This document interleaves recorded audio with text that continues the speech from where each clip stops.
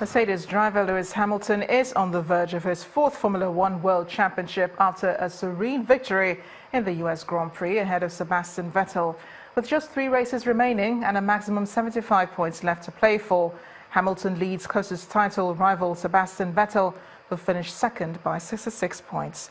5th position in next week's Mexican GP will be sufficient for Hamilton to become the 5th driver in F1 history to claim a 4th championship.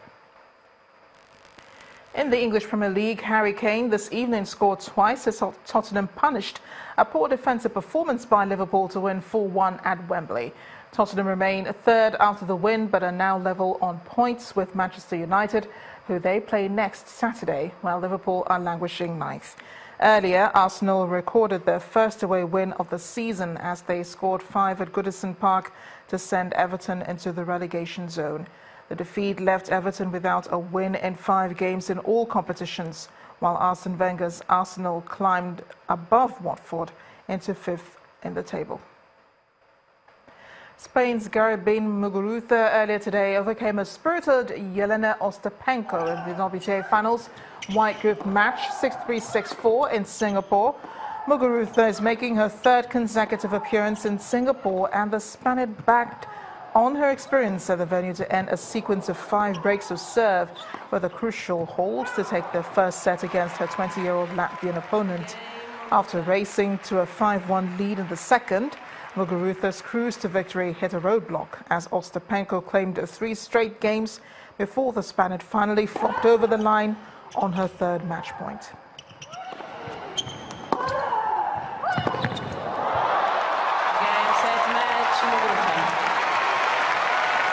Two sets to love.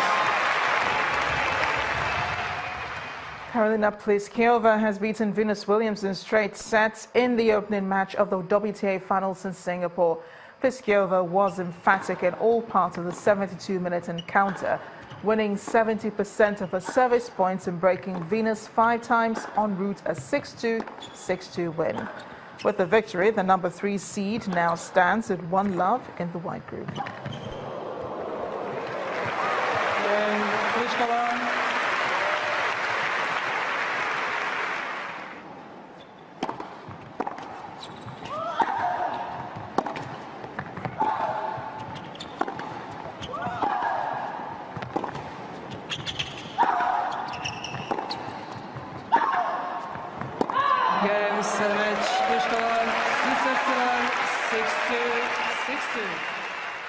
And with golf, Justin Thomas has beaten Mark Leishman in a sudden death playoff to win the CJ Cup in South Korea. Both players failed to make eagle putts on the final hole as they finished on 9 under par after a windswept last day. The pair parred the first playoff hole, but a birdie on the second was enough for Thomas to win.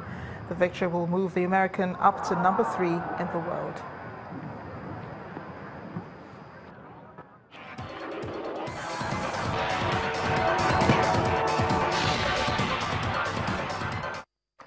Zimbabwean President Robert Mugabe will no longer be the WHO's Goodwill Ambassador, as the decision has been rescinded following backlash to the announcement last week. Director General of the World Health Organization, Tedros Adhanom Ghebreyesus, said in a statement today, "Over the last few days, I have reflected on my appointment of His Excellency President Robert Mugabe as WHO Goodwill Ambassador for non-communicable diseases in Africa. As a result, I have decided to rescind the appointment." Mr. Ghebreyesus said he had listened carefully to all who have expressed their concerns and heard the different issues they've raised. He said he had consulted with the government of Zimbabwe and had concluded that the decision is the best in the interest of the World Health Organization. In the first 20 of his 37-year rule, President Robert Mugabe had widely expanded healthcare, but the system has been badly affected by the collapse of the Zimbabwean economy since 2000. Ghebreyesus, who was elected in May, said he had hoped Mr. Mugabe would use his role as Goodwill Ambassador to influence his peers in the region. Spain's Foreign Minister Alfonso Dastis has denied the government move to reassert control over Catalonia can be likened to a coup, saying any such attempt was being done by the Catalan regional government instead. On Saturday, Prime Minister Mariano Rajoy announced plans to sack Catalonia's regional government and curtail some of the freedoms of its parliament. Prime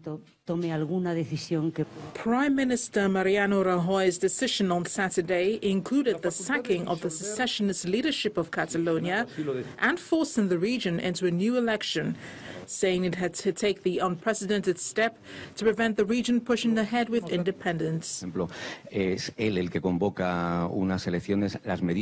plan, which still has to be approved by the upper house Senate, seeks to resolve Spain's worst political crisis in 4 decades. Rajoy said the Catalan economy, which accounts for 1/5 of the national economy, was already in worrying shape as a result of the regional government's push for independence. Direct rule will include full control of the region's police, finances and public media. The powers of the regional parliament will also be curbed.